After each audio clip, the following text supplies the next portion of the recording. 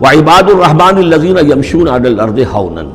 اللہ کے بندے وہ ہیں جو زمین پر چلتے ہیں تو آہستگی اور نرمی کے ساتھ، قدم مار کر نہیں چلتے، اکڑ کر نہیں چلتے، بلکہ یہ کہ معلوم ہوتا ہے فروتنی کے ساتھ چل رہے ہیں، اور یہ اپنے آپ کو آقا نہیں سمجھتے، مالک نہیں سمجھتے، بلکہ غلام سمجھتے ہیں، اللہ کے غلام ہیں، عباد الرحمن ہیں، اللہ کے بندے ہیں، تو غلاموں کی طرح چلتے ہیں، وہ اکڑ کر نہیں چلتے۔ وَإِذَا خَاطَبَهُمُ الْجَاهِلُونَ قَالُوا سَلَامًا، ایک ان کا وصف یہ ہے کہ جب جاہل لوگ، اجڑ لوگ، مشتعل مزاج لوگ خام خواہ ان سے الجھنا چاہیں، بحث و مباحثے میں انہیں جو ہے وہ خام خواہ الجھانا چاہیں، تو وہ کہتے ہیں سلام، وہ الجھتے نہیں ہیں، بحث و تمہیز کے اندر نہیں۔ جب وہ دیکھتے ہیں کہ ایک شخص بحث پر اتر آیا ہے، وہ اب بات سمجھنا نہیں چاہتا، اس کے اوپر ضد جو ہے وہ مسلط ہو چکی ہے، تو اب خام خواہ اس کے ساتھ وہ الجھے رہنا، جس کو ہم کہتے ہیں ہمارے ہاں وہ پنجاب میں یہ سینگ پھنسا کر آدمی جو ہے وہ اپنا وقت ضائع کرے، اس کا بھی وقت ضائع کرے، کوئی فائدہ نہیں۔ میچور آدمی یہ کہ دیکھے اگر تو واقعی یہ بات سمجھنا چاہ رہا ہے تو سمجھائے، نہیں سمجھنا چاہتا، اس کی اصل میں نیت ہی نہیں ہے، تو پھر خام خواہ اس کے ساتھ الجھنے کا فائدہ نہیں۔ والذین یبیتون لربہم سجدا وقیاما، اور وہ لوگ کہ جو راتیں بسر کرتے ہیں اپنے رب کے لیے سجدے اور قیام میں۔ یہاں وہ بات بہت واضح ہو گئی، جہاں تک 5 فرض نمازیں ہیں وہ تو فرض ہیں، وہ تو تعمیر سیرت کی بنیادیں ہیں، ان کی تو مداومت کرنی ہے۔ والذین یحافظون والذین هم علی صلواتہم یحافظون، لیکن یہ لوگ جو ہیں جن کے دل آشنا ہو گئے ہوں اللہ سے، اگر یہ اللہ کے ساتھ دوستی ہو چکی ہو، تو پھر یہ کہ رات کا وقت ہوتا ہے کہ جس میں وہ پھر بندہ اٹھتا ہے، کوئی دیکھ نہیں رہا ہے، لوگ سوئے ہوئے ہیں، کوئی ڈسٹربنس نہیں ہے۔ خیر ہماری تو آج کل شہری زندگی میں راتوں میں بھی ڈسٹربنس رہتی ہے، لیکن یہ کہ عام طور پر بہرحال دن کے مقابلے میں تو ایک سکون کی کیفیت ہوتی ہے، اس وقت اپنے رب سے راز و نیاز کی باتیں، کبھی اس کے سامنے کھڑے ہیں، کبھی سر بسجود ہیں۔ والذین یبیتون لربہم سجدا وقیاما والذین یقولون، اور وہ کہتے رہتے ہیں سب کے باوجود، ربنا اصرف عنا عذاب جہنم، اے رب ہمارے عذاب جہنم کو ہم سے پھیر دے، دور کر دے۔ یہ سورہ نور میں بھی ہم نے پڑھا تھا کہ وہ ساری شخصیت جو ہے بیان کرنے کے بعد وہ اس کے بعد بھی لرزاں و ترساں رہتے ہیں۔ یوما تتقلب فیہ القلوب والابصار، ڈرتے رہتے ہیں اس دن کے خیال سے کہ جس میں نگاہیں اور دل الٹ دیے جائیں گے قیامت کے دن سے۔ ان عذابہا کان غراما، یقیناً اس کا عذاب جو ہے وہ چمٹ جانے والی شے ہے۔ انہا ساعت مستقر و مقامہ، پروردگار وہ جگہ جہنم جو ہے یقیناً بہت بری جگہ ہے، مستقل قیام کے لیے بھی اور تھوڑی دیر کے لیے بھی۔ جو میں نے عرض کیا تھا کہ دنیا میں بری سے بری جگہ بھی جو ہے اس میں بھی آپ تھوڑی دیر کے لیے جائیں گے تو ریکریشن ہو جائے گی چینج کی وجہ سے، اور اچھی سے اچھی جگہ جو ہے اس میں بھی مستقل رہنا پڑے تو پھر اس کے اندر کوئی حسن اور کوئی جو ہے دلچسپی باقی نہیں رہے گی۔ تو اس کے بجائے جو جنت کا اور جنت کا تصور دیا جا رہا ہے، جنت اتنی اچھی جگہ ہے کہ مستقل طور پر رہنے کے باوجود اس کی دلچسپیوں میں، اس کی رعنائیوں میں کوئی کمی نہیں ہوگی، اور جہنم اتنی بری جگہ ہے کہ ایک لحظے کے لیے بھی کسی کا قدم وہاں گیا تو وہ اپنی پوری جو ہے سختی اس کے اوپر ظاہر کر دے گی۔ والذین اذا انفقوا لم یسرفوا ولم یقتروا وکان بین ذلک قواما، اور وہ لوگ کہ جو خرچ کرتے ہیں تو نہ تو وہ اسراف کرتے ہیں اور نہ ہی بخل سے کام لیتے ہیں، بلکہ اس کے بین اعتدال جو ہے واقعہ یہ ہے کہ دنیا کا مشکل ترین کام ہے، توازن اور اعتدال۔ ظاہر بات ہے یہ لوگ جو میچور ہیں، سمجھدار ہیں، اب ان کے ہاں یہ ہوگا کہ ان کے اس خرچ کرنے کے معاملے میں بھی اعتدال ہوگا۔ والذین لا یدعون مع اللہ الہا آخر، 3 کبیرہ گناہ وہ ہیں جیسا کہ ہم نے پڑھا ہے سورہ نساء میں بھی، ان تجتنبوا کبائر ما تنہون عنہ، تو بڑے بڑے گناہ وہ کون سے ہیں کہ جن سے اگر تم باز رہو تو باقی چھوٹے گناہ تو اللہ تعالیٰ جو ہے وہ معاف بھی کرتا رہے گا۔ اور ان میں سے سب سے بڑا تو 2 مرتبہ فرمایا شرک، اور شرک کے بعد پھر قتل ناحق اور پھر زنا، یہ 3 ہیں۔ قتل ناحق سے بھی در حقیقت تمدن کی جڑ کٹ جاتی ہے، اور زنا سے تمدن جو ہے وہ سڈاس بن جاتا ہے، پھر اس کے اندر گندگی ہو جاتی ہے۔ تو اس حوالے سے یہ 3 چیزیں یہاں بیان کی جا رہی ہیں۔ والذین لا یدعون مع اللہ الہا آخر، وہ لوگ کہ جو نہیں پکارتے اللہ کے ساتھ کسی اور معبود کو۔ ولا یقتلون النفس التي حرم اللہ الا بالحق، نہ ہی قتل کرتے ہیں کسی جان کو جس کو کہ اللہ نے محترم ٹھہرایا ہے مگر حق کے ساتھ۔ قتل کے بدلے قتل والا معاملہ ہے، یا مرتد کا قتل ہے، یا زانی شادی شدہ کا رجم ہے، جو بھی ہے. ولا یزنون، نہ وہ زنا کرتے ہیں. ومن یفعل ذلک یلقی اثاما، اور جو کوئی بھی یہ کام کرے گا وہ اس کی پاداش کو پکڑ کر اس کو جو ہے اس حاصل کر کے رہے گا، یعنی لازماً اس کی سزا اس کو مل کر رہے گی. یلقی اثاما یضاعف لہ العذاب یوم القیامہ، قیامت کے دن اس کا عذاب دگنا کر دیا جائے گا. یہ آیت اس اعتبار سے بہت اہم ہے کہ منکرین حدیث نے بہت شور مچایا ہوا ہے کہ قرآن مجید میں کہیں عذاب قبر کا کوئی تذکرہ نہیں ہے، صراحتاً واقعتاً نہیں ہے، احادیث میں بہت تفصیل ہے، لیکن یہ کہ یہ مقام ایسا ہے کہ جس سے ثابت ہوتا ہے کہ قیامت کے دن سے پہلے بھی عذاب ہے. یضاعف لہ العذاب یوم القیامہ، دگنا کیا جائے گا ان کے لیے عذاب قیامت کے دن. اس کا مطلب ہے کہ عالم برزخ میں بھی ان کے لیے عذاب ہے. اور جو فرمایا گیا ہے کہ یہ جو قبر کا گڑھا ہے یا یہ جہنم کے گڑھوں میں سے ایک گڑھا ہے، اور یا جنت کے باغیچوں میں سے ایک باغیچہ ہے، اور یا تو وہاں ایک کھڑکی کھول دی جاتی ہے جنت کی جہاں سے ٹھنڈی ہوائیں اور خوشبوئیں آتی رہتی ہیں، اور یا یہ کہ کھڑکی کھول دی جاتی ہے جہنم کی طرف جس سے آگ کی لپٹ اور گرمی جو ہے اور لو جو ہے وہ آتی رہتی ہے. یضاعف لہ العذاب یوم القیامہ، قیامت کے دن اس کے لیے عذاب دگنا کر دیا جائے گا. ویخلد فیہ مہانا، اور پھر وہ رہے گا اس عذاب میں ہمیشہ ہمیشہ. الا من تاب، استثناء ہے، استثناء یہ ہے من تابہ، جو جس نے توبہ کر لی دنیا ہی کے اندر موت کے آنے سے پہلے ما لم یغرغر. الا من تاب و آمن، اور ایمان لایا. گویا کہ جو شخص اس قسم کے گناہوں میں مبتلا ہوتا ہے چاہے وہ قانوناً کافر نہ ہو، حقیقتاً وہ کافر ہو جاتا ہے، ایمان اس کے دل سے نکل جاتا ہے. لہذا توبہ گویا کہ اثر نو ایمان لانے کے مترادف ہے. الا من تاب و آمن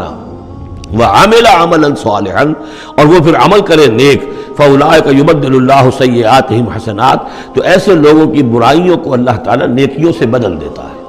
اس کے دونوں معنی ہے کہ توبہ کے نتیجے میں ایک تو نامہ اعمال میں جو اندراج ہوا تھا برائی کا وہ صاف ہو جائے گا اور اس کی جگہ نیکی کا اندراج ہو جائے گا. اور یہ معنی بھی ہے کہ زندگی میں اس دنیا میں توبہ کے نتیجے میں اخلاق جو ہے وہ پاک صاف ہو جاتے ہیں، دامن اخلاق کے دھبے دھل جاتے ہیں، اور انسان کا جو دامن کردار ہے پھر صاف شفاف ہو جاتا ہے. وَكَانَ اللَّهُ غَفُورًا رَحِيمًا، اور اللہ تعالیٰ غفور الرحیم ہے. وَمَن تَابَ وَعَمِلَ صَالِحًا، اب دوبارہ تکرار کی گئی، اور جو توبہ کرے اور پھر نیک عمل کرے فَإِنَّهُ يَتُوبُ إِلَى اللَّهِ مَتَابًا، تو وہ ہے کہ جو توبہ کرتا ہے اللہ کی جناب میں جیسا کہ توبہ کرنے کا حق ہے. توبہ کی تسبیحیں ہو رہی ہوں، استغفار کی تسبیحیں ہو رہی ہوں، اور آیت کریمہ کے ختم ہو رہے ہوں 1.25 لاکھ کا اور لاکھ کا، لیکن حرام خوری جوں کی توں جاری ہو، وہ سارے غلط کام ویسے کہ ویسے جاری ہوں، وہ کوئی توبہ نہیں ہے، اس کا کچھ حاصل نہیں. والذین لا یشهدون الزور، اور وہ لوگ کہ جو جھوٹ کے پر موجود بھی نہیں رہتے. جھوٹ کی گواہی والی بات نہیں ہے یہاں، لیکن جھوٹ کی گواہی تو گویا کہ اس کے اندر خود بخود امپلائڈ ہے، یعنی ان کے اندر صداقت اور حق کے ساتھ اتنی غیرت ہوتی ہے کہ جہاں کوئی جھوٹ کا گزر بھی ہو وہاں وہ اپنی موجودگی بھی پسند نہیں کرتے. جھوٹ کا دھندا ہو رہا ہو، جھوٹ کا کاروبار ہو رہا ہو، جھوٹ بولا جا رہا ہو، یہ وہاں پر ان کی غیرت اور حمیت جو ہے صداقت کے ساتھ اور سچ کے ساتھ وہ اتنی ہے کہ وہ وہاں موجودگی بھی اپنی برداشت نہیں کرتے. وَإِذَا مَرُّوا بِاللَّغْوِ مَرُّوا كِرَامًا، اسی طریقے سے جب وہ کسی لغو کام کے پاس سے گزرتے ہیں تو اپنے دامن کو بچا کر گزر جاتے ہیں. دیکھیے وہاں بھی تھا سورہ مومنین کو شروع کی آیات میں وَالَّذِينَ هُمْ عَنِ اللَّغْوِ مُعْرِضُونَ، کہ جو لغو سے اعراض کرتے ہیں. اور یہاں یہ کہ اس کے پاس سے اگر گزر ہو بھی جائے اتفاقاً، خود تو قصد کرنا جو ہے بہت دور کی بات ہے، اس کا کوئی امکان ہی نہیں، اتفاقاً آپ راستہ چل رہے ہیں اور دیکھ رہے ہیں کوئی مداری کا تماشا ہو رہا ہے، آپ کا کوئی ارادہ نہیں تھا، لیکن وہاں رکیے بھی نہیں، وہاں سے جو ہے اپنے دامن کو بچاتے ہوئے نکل جائیے. والذین اذا ذکروا بآیات ربہم، اور وہ لوگ کہ جن کو جب ان کے رب کے آیات کے ذریعے سے نصیحت کی جاتی ہے، سمجھایا جاتا ہے، لم یخروا علیہا صما وعمیانا، تو نہیں گر پڑتے اس پر بہرے اور اندھے ہو کر. اس کے بھی دونوں معنی ہیں. ایک تو یہ کہ مخالفت پر اندھے بہرے ہو کر کمر کس لینا جیسے کہ قریش کر رہے تھے، تو گویا کہ تعریض ہے، ان پر ایک طنزیہ انداز ہے یہ کہ یہ لوگ جس طریقے سے کر رہے ہیں وہ معاملہ اللہ کے بندوں کا نہیں ہوتا. لیکن یہ دوسری طرح یہ بات بھی ہے کہ آیات قرآنیہ کو بھی اندھے بہرے ہو کر تو نہیں پڑھنا ہے اور سننا ہے، بلکہ غور کرنا ہے. افلا یتدبرون القرآن ام علی قلوب اقفالها، تو کیا یہ قرآن کی آیت پر تدبر نہیں کرتے؟ وَتَدَبَّرُوا فِيهِ لَعَلَّكُمْ تُفْلِحُونَ، تدبر کرو تاکہ تم سمجھو. تو اس طریقے سے محض جو ہے وہ قرآن مجید کو بھی اندھے بہرے ہو کر جو ماننا جو ہے اس سے بھی بہرحال عباد الرحمن جن کی یہاں تعریف کی جا رہی ہے ان کے مقام سے وہ جو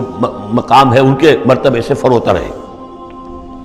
وَالَّذِينَ يَقُولُونَ رَبَّنَا هَبْ لَنَا مِنْ أَزْوَاجِنَا وَذُرِّيَّاتِنَا قُرَّةَ أَعْيُنٍ، اور وہ لوگ جو کہتے ہیں کہ اے رب ہمیں اپنی بیویوں اور ہماری اولاد کی طرف سے آنکھوں کی ٹھنڈک عطا فرما،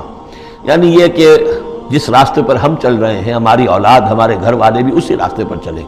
تاکہ ہماری آنکھیں ٹھنڈی ہوں۔ ایسا نہ ہو کہ میں تو اللہ کے دین کے راستے کی طرف چلنے کی کوشش کر رہا ہوں اور اولاد کسی اور طرف کو دور لگا رہی ہے، تو ایک کشاکش ہے۔ پھر یہ جو صورتحال جو ہے فرکشن گھر کے اندر پیدا ہوتی ہے، تو اللہ تو ہمیں ہمارے گھر والوں سے آنکھوں کی ٹھنڈک عطا فرما، اور آنکھوں کی ٹھنڈک ظاہر بات ہے عباد الرحمن کی کن چیزوں میں ہوگی کہ وہ بھی اللہ کے بندے بنے، اللہ کی بندگی کے راستے کو اختیار کریں۔ وَجْعَلْنَا لِلْمُتَّقِينَ إِمَامًا، اور ہمیں متقیوں کا امام بنا۔ اس کا یہ مطلب نہیں ہے کہ امامت کی طلب ہے، بلکہ یہ کہ ہم خود امام ہیں۔ ایک شخص اپنے گھر کا سربراہ ہے، امام ہے،